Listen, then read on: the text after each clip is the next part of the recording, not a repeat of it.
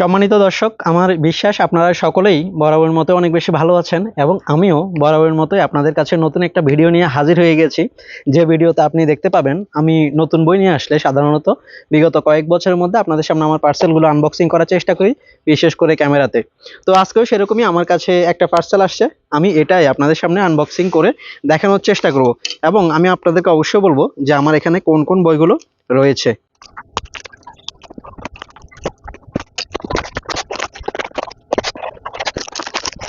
তো দেখেন আমার কাছে যে পার্সেলটি এসছে সেটাতে খুব সুন্দর করে কিছু সুদৃশ্য মলাট দেওয়া হয়েছে। তো প্রথমে যে বইটা আমার কাছে রয়েছে সেটা হচ্ছে তারানাথ তান্ত্রিক সমগ্র। তো এটা বের হয়েছে বাংলাদেশের যে সূর্যোদয় প্রকাশনী রয়েছে সেই সূর্যোদয় প্রকাশনী থেকে।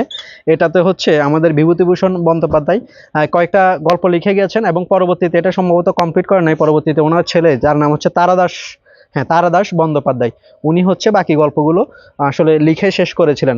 তো আমি জানি আপনারা অনেকেই ইতোমধ্যে যারা ভৌতিক গল্প গা ছমছমে গল্পগুলো পছন্দ করেন তারা এটা শেষ করে ফেলছেন। এর আগে আমরা মানিক বন্দ্যোপাধ্যায় কিংবা রবীন্দ্রনাথ ঠাকুর সহ আরও যারা যারা এই ধরনের ভৌতিক গল্পগুলো লিখেন, বিভূতিভূষণ বন্দ্যোপাধ্যায় সহ তাদের বইগুলো কিন্তু আমরা পড়েছি।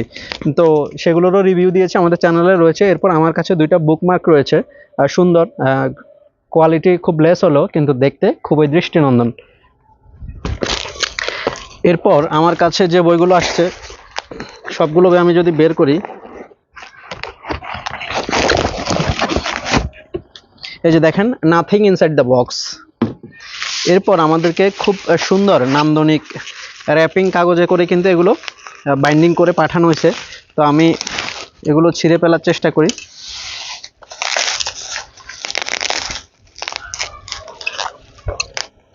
আপনাদেরকে বলে রাখা ভালো, আমি সাধারণত যে বইগুলো সংগ্রহ করি সেগুলো বাংলাদেশে থাকা সেরা বাইন্ডিংয়ের বইগুলো আপনাদের মানে আমি সংগ্রহ করার সবসময় চেষ্টা করি। তো এখানে খুবই ভালো, এটা আবার খুব ভালো কোয়ালিটির তিনটা বুকমার্ক দেওয়া হয়েছে। এগুলো একেবারে সর্বোচ্চ কোয়ালিটির বলা যায়। আমি কোনো গোয়েন্দা নই, সত্যান্বেষী। এটা সম্ভবত ফেলুদা থেকে। হিমুরা কিছু করে না, শুধু দেখে। আর 2 পৃষ্ঠায় 2 রকম। এরপর আরেকটা আছে কি, বইয়ের চেয়ে শক্তিশালী খাবার এখন পর্যন্ত আবিষ্কৃত হয়নি। হ্যাঁ, এটা অবশ্যই সত্য, যারা বই প্রেমী তারা এটা ভালো করে জানেন। তারপর এখানে একটা আছে লাভ বুক। এরপর আরেকটা রয়েছে কি, কেউ কোথাও ভালো নেই। হ্যাঁ, এটা সত্যি, কেউ আমরা নিজের অবস্থানে কিন্তু কখনোই ভালো থাকতে পারি না, কখনো সন্তুষ্ট থাকতে পারি না। তবুও সৃষ্টিকর্তার প্রতি আমাদেরকে কৃতজ্ঞতা জানাতেই হয়। তো প্রথম যেটা রয়েছে বাতিগত ধ্রুপদী এডিশনের একেবারে পেঙ্গুইন ক্লাসিক বাইন্ডিংয়ের যে বইটা, সেটা হচ্ছে রবীন্দ্রনাথ ঠাকুরের চোখের বালি। ইতোপূর্বে আপনারা অনেকে পড়ে ফেলছেন এটা বলা যায়। বিশেষ করে এটা হচ্ছে একটা ত্রিভুজ প্রেমের এবং মানসিক বা মনস্তাত্ত্বিক দ্বন্দ্বের ক্যাটাগরির একটা বই। বিশেষ করে একজন যুবতী বিধবার সম্ভবত ত্রিভুজ প্রেম কিংবা ত্রিমুখী প্রেমের সম্পর্কের কারণে পারিবারিক যে শান্তিটা বা শৃঙ্খলাটা নষ্ট হয় 19 শতকের দিকের, ওইরকম একটা ঘটনা নিয়ে রবীন্দ্রনাথ ঠাকুর এই আসলে উপন্যাসটি রচনা করেছিলেন। এরপর আরেকটা রয়েছে সতীনাথ ভাদুরীর, তাও এটা কিন্তু বাতিগত ধ্রুপদী এডিশনের, খুবই দৃষ্টিনন্দন। এগুলো একেবারে কালেক্টর এডিশন আপনি বলতে পারেন। তো সেটা হচ্ছে জাগরী উপন্যাসটা।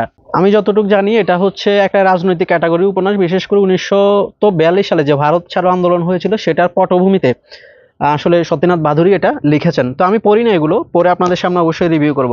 আর একটা জনপ্রিয় বই, সেটা হচ্ছে আমাদের জনপ্রিয় লেখক, বাংলাদেশি লেখক আহমদ ছফার, যার এটার নাম হচ্ছে অর্ধেক নারী অর্ধেক ঈশ্বরী। এটা বলা যায় লেখকের একটা আত্মজৈবনিক মনস্তাত্ত্বিক ক্যাটাগরি একটা উপন্যাস। বিশেষ করে তার জীবনে বিভিন্ন নারী ঘটিত স্মৃতিচারণগুলো সম্ভবত তিনি এটাতে করেছেন, আমি জানি না সঠিকভাবে। এটা যখন পড়বো তখন কিন্তু এটার রিভিউ দিব।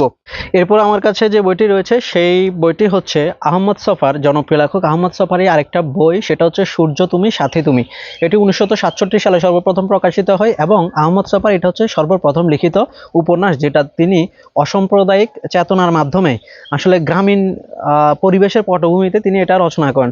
আমার বিশ্বাস এটা খুবই দুর্দান্ত একটা বই হবে, কারণ ইতোপূর্বে আমি আহমদ ছফার অনেকগুলো বই পড়েছি, পুষ্পবৃক্ষ, বিহঙ্গ পুরাণ, যদ্যপি আমার গুরু, কিংবা গরু নিয়ে একটা পড়েছিলাম, আমার এই মুহূর্তে মনে পড়তেছে না। তো অবশ্যই ওনার বইগুলো কিন্তু খুবই দুর্দান্ত হবে।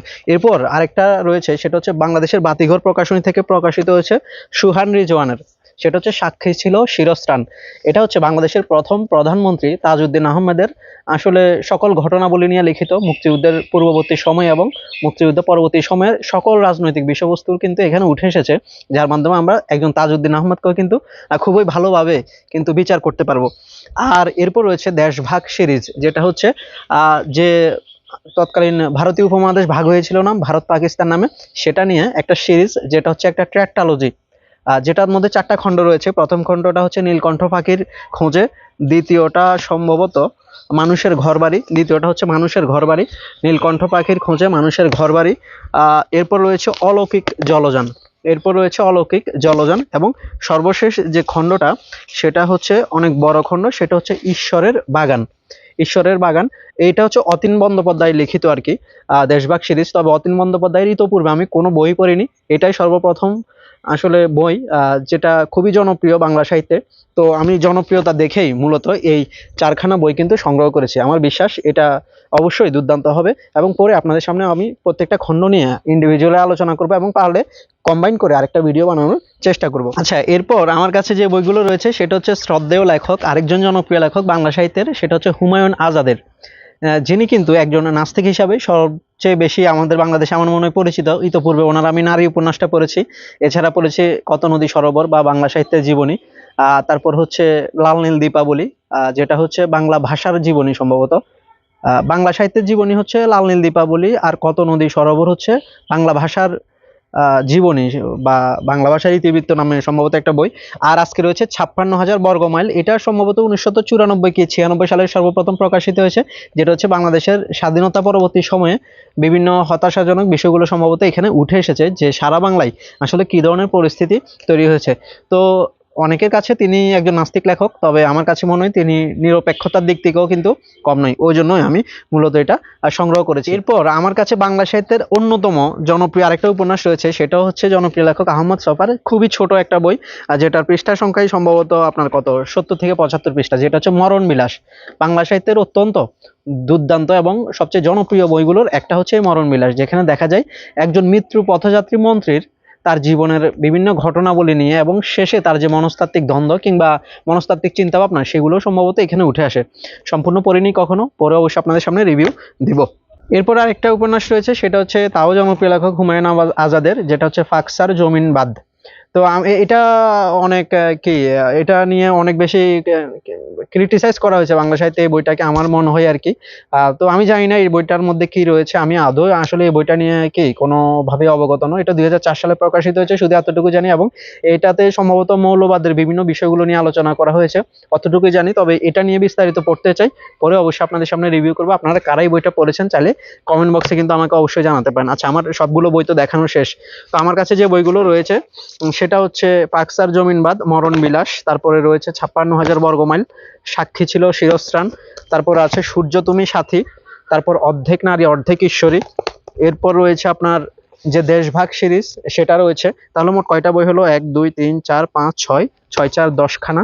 তারপরে তারপরে রয়েছে আপনার তারানাথ তান্ত্রিক, তারপর রয়েছে সতীনাথ বাদুড়ির জাগরি, আরেকটা রয়েছে চোখের বালি। তো সম্ভবত 13খানা বই আমার কাছে এখানে হয়ে গেছে অলরেডি। আপনারা কারা এই বইগুলো সংগ্রহ করেছেন এবং পড়েছেন সেটা চাইলে আমাকে কমেন্ট করে অবশ্যই জানাতে পারেন। আর কারা পড়েননি তারা চাইলে আমাদের চ্যানেলে চোখ রাখতে পারেন বিস্তারিত রিভিউ আসার জন্য কিংবা আলোচনা সংক্ষেপ শোনার জন্য। তো সে পর্যন্ত অবশ্যই ভালো থাকবেন, আর আমাদের নতুন নতুন ভিডিওগুলো দেখার জন্য চ্যানেলটি সাবস্ক্রাইব করবেন, ফেসবুক পেজ অনুসরণ করে থাকবেন। সকলকে নমস্কার জানিয়ে আজকের ভিডিওটি এখানেই শেষ করছি।